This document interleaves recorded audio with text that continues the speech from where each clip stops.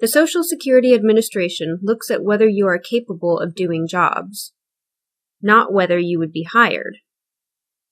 Thus, you may have to prove that you are unable to do jobs for which you would never be hired.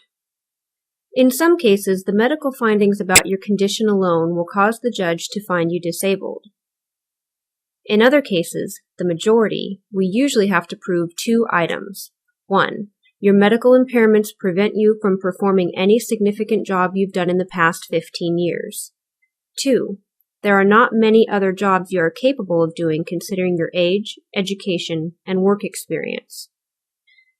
Think about all the jobs you have had in the past 15 years and pick out the easiest one. If you did that easiest job long enough to learn how to do it and earned a minimum amount of money from that job, we have to prove that you cannot do that easiest job, even if we are certain you would never be hired for that job again, even if the company where you worked no longer exists, and even if the job is no longer available elsewhere. Proving the second item is even more complicated and opposed to common sense. In many cases, we have to prove that you are incapable of doing jobs that we know you would never actually be hired for. This does not mean that you have to be unable to do anything. In fact, very few people who go in front of an administrative law judge are unable to do any job at all. This is an important point to grasp because one way to determine disability is by figuring out what you can do.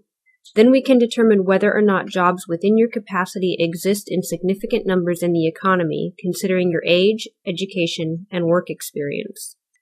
The rules that we use for determining disability apply most directly to impairments that limit your physical ability to stand, sit, walk, lift, bend, or work with your hands.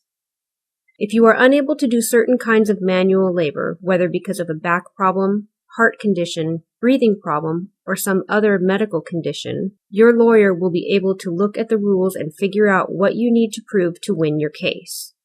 Here are some examples. If you are under age 50, the general rule is that you must prove that you cannot do an easy sit-down job or even a job where you are allowed to alternate sitting and standing during the workday. You have to prove this even though you might not be hired for such a job. If you are age 50 through 54, the general rule is that you must prove that you cannot do light work, that is, work involving being on your feet most of the day and lifting up to about 20 pounds. Thus, even though you might still be able to do a sit-down job, a desk job, you can still be found disabled. If you are age 55 or older, it gets even easier.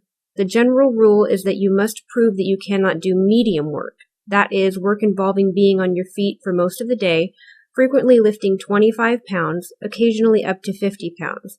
Thus, you can even be capable of doing light work and still be found disabled.